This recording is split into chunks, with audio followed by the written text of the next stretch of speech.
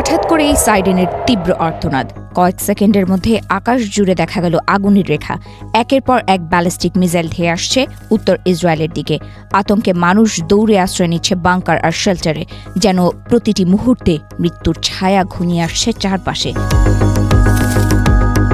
গত এক সপ্তাহ ধরে ইরান ও ইসরায়েলের মধ্যে চলমান উত্তেজনা এখন ভয়াবহ সংঘাতে রূপ নিয়েছে।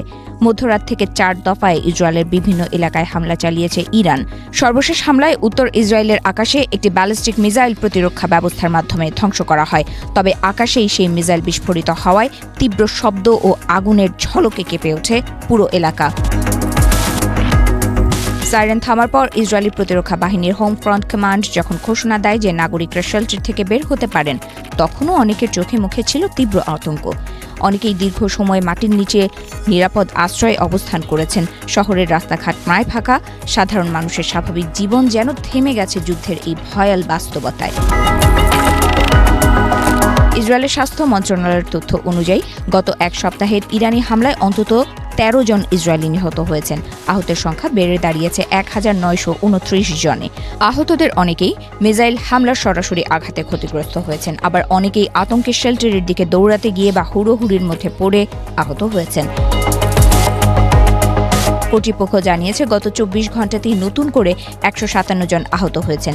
এর মধ্যে বেশ কয়েকজনের অবস্থা গুরুতর। বর্তমানে বিভিন্ন হাসপাতালে 112 জন চিকিৎসাধীন রয়েছেন। চিকিৎসকদের ভাষ্য অনুযায়ী তাদের মধ্যে অন্তত 9 জনের অবস্থা অত্যন্ত সংকটাপন্ন। হাসপাতালগুলোতে এখন যুদ্ধাহত মানুষের ভিড়। জরুরি বিভাগে একের পর এক আহত মানুষ আনা হচ্ছে। চিকিৎসক ও নার্সরা দিন-রাত কাজ করছেন আহতদের জীবন বাঁচাতে। করিডোরে অপেক্ষা করছেন স্বজনরা। প্রিয়জনের খবর জানতে উদ্বেগ আর কান্নায় ভারী হয়ে উঠছে হাসপাতালের পরিবেশ। এই সংঘাতের সূত্রপাত গত 28 ফেব্রুয়ারি। ওই দিন ইসরায়েল ও যুক্তরাষ্ট্র যৌথভাবে ইরানের ওপর বড় ধরনের সামরিক হামলা চালায়। সেই হামলায় ইরানের সর্বোচ্চ নেতা আলী খামেনি সহ অন্তত 1200 মানুষ নিহত হয়েছেন বলে দাবি করা হচ্ছে। আহত হয়েছেন আরও প্রায় 10,000 মানুষ। এই ঘটনার পর থেকেই তেহরান পাল্টা প্রতিশোধ নেওয়ার ঘোষণা দেয়। ইরানের সামরিক বাহিনী জানায় তারা শুধু ইসরায়েল নয়, বরং উপসাগরীয় অঞ্চলে অবস্থিত যুক্তরাষ্ট্রের সামরিক ঘাঁটিগুলোকেও লক্ষ্যবস্তু করছে। ড্রোন ও মিসাইল হামলার মাধ্যমে তারা নিজেদের অবস্থান স্পষ্ট করছে।